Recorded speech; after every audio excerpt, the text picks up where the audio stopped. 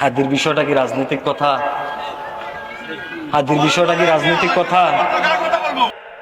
ব্যক্তির কথা এনে বলার দরকার নেই। ব্যক্তি বলতে কোরআনের কথা অনেক সমস্যা নেই। না, ব্যক্তি বলতে কোন ধরনের ব্যক্তি এটা বলতে হইব না। এটা দিয়ে লোক এইসব রাজনৈতিক কথা নেই। আজকে এই একটা সমস্যা আমাদের সমাজের ভিতরে আছে। আমরা কোনোদিন সত্য কথা বলতে দেখছেন হাদির বিষয়টা আনতে আনতে মাহফিলে বাধা দেওয়া হয়েছে। তাহলে হাদি ভাইয়ের কথা কি বলবে না? আর শহীদ উসমান মির হাদির বিচার কি আমরা চাবো না? আমরা কি পাবো না তার বিচার?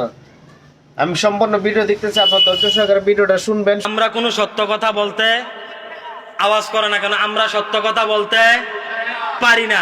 আজকে যদি বেগম জিয়ার উপরে আক্রমণ করে, বেগম জিয়ারে যে 2.5 বছর জেলখানার ভিতরে রাখছে, কেন আমরা মাহফিলের ভিতরে সত্যের পক্ষে কথা বলি নাই, প্রতিবাদ করি নাই? যেইটা সত্য এটা তো আমাকে বলতে হবে। হাদির হত্যা এনে আপনি রাজনীতি পাইলেন কো? আজকে হাদিরে মারছে, কালকে আমনেরে মারবো, দেখা যায় কিছু কম যেত না। এটা কেমন কথা কইলে না এসে আপনি মাঝখান দিয়ে মাহফিলের মাঝে?